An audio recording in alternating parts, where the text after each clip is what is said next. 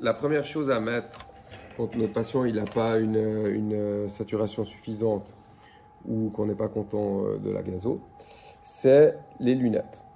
Lunettes d'oxygène toutes simples.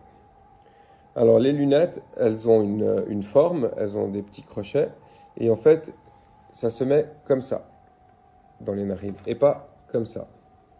Instinctivement, beaucoup de gens pensent que ça va comme ça, mais en fait là, elles vont s'obstruer, donc c'est vraiment ici, dans ce sens-là qu'on les met.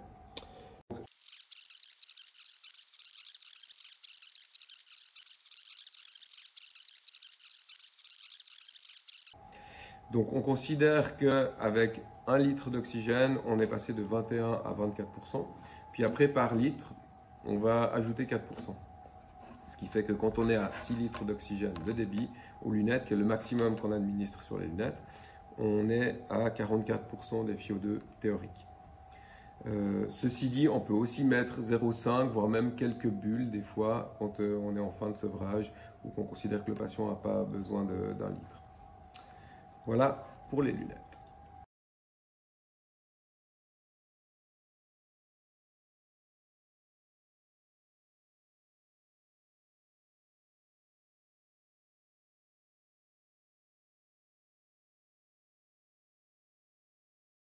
Si les lunettes ne suffisent plus, qu'on va administrer plus d'oxygène, on va prendre une autre interface qui est le masque Venturi. Alors,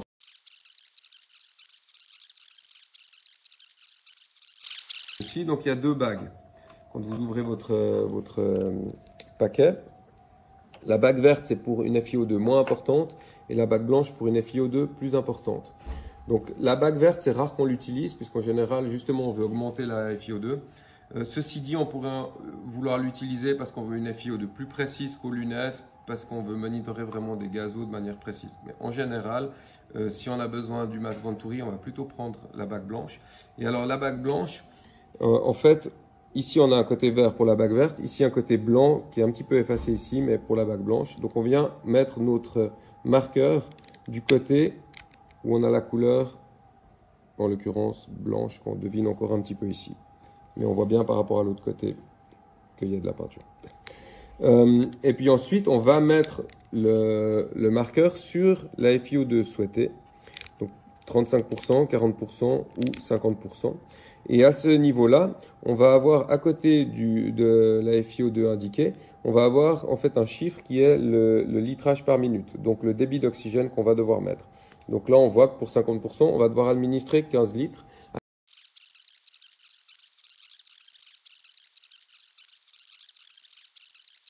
Le souci qu'on va avoir, c'est que quand on veut mettre 15 litres au mur, on est embêté souvent avec les aquapacks parce que ça fait trop de débit. Ils ont tendance à gonfler, voire à exploser.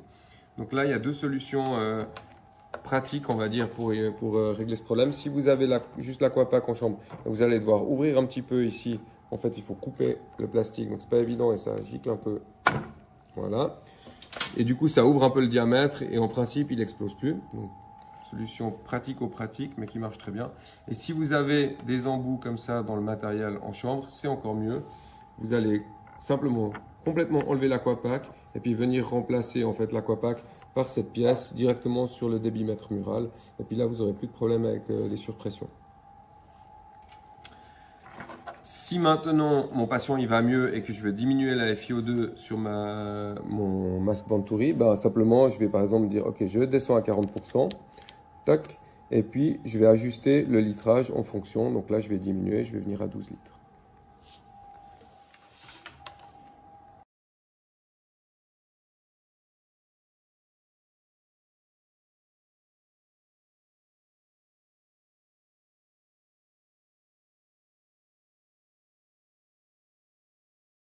Si on n'a toujours pas une saturation suffisante ou voilà, que la clinique n'est pas bonne et puis qu'on doit continuer à oxygéner notre patient avec plus des FiO2 en chambre, en bas débit, la dernière interface dont on dispose, c'est le masque haute concentration.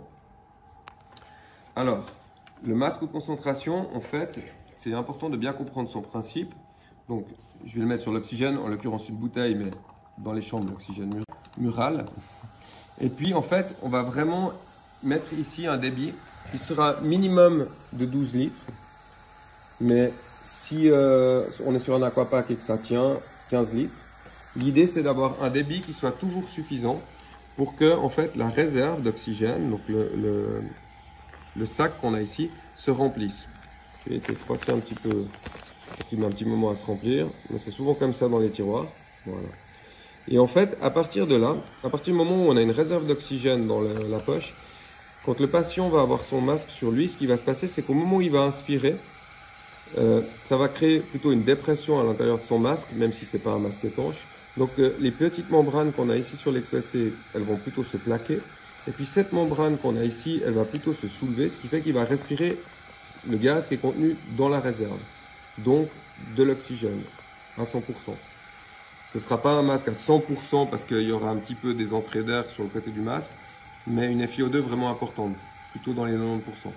Puis quand il va ensuite expirer, le patient, quand il va souffler, en fait, il va plaquer cette membrane. Du coup, ça va éviter de remettre du CO2 dans sa réserve d'oxygène et puis ça va soulever ces membranes ici. Donc il va pouvoir vidanger son CO2, l'air expiré plutôt à l'extérieur du masque. Et puis quand il réinspire, même principe, voilà, ça va venir se remplir ici, se soulever ici et puis vider sa réserve. Ce qui est important de comprendre, c'est que du coup, si on se dit tout d'un coup, ah, il va beaucoup mieux, je vais diminuer la FiO2, il faut absolument changer l'interface, mais en aucun cas commencer à diminuer progressivement les débits, en fait, au niveau de l'apport. Parce que ce qui se passe, c'est que si j'ai un débit qui est vraiment trop faible, en fait, il aura un débit en oxygène qui arrive dans sa réserve qui sera moins important peut-être que sa ventilation minute. Du coup, il va commencer à tirer sur une résistance, alors que potentiellement, il a déjà un travail respiratoire augmenté. Donc, en fait, au lieu de l'aider, on va plutôt lui demander plus de travail. Donc, clairement, ça doit toujours être plein. Ça veut dire au maximum. Et si la FiO2, elle nous paraît trop importante et qu'on peut diminuer, eh ben, on repasse au masque Venturi ou aux lunettes.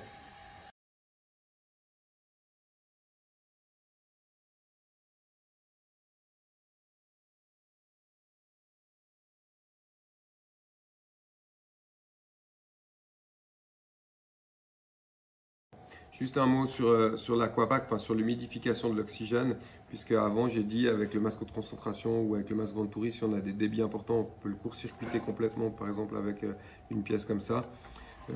Et puis c'est vrai que quand on donne beaucoup d'oxygène, on s'inquiète rapidement de la question de l'humidification des voies aériennes, puisque en fait, voilà, on risque de ralentir la clearance mucociliaire. Et puis d'assécher vraiment les voies aériennes.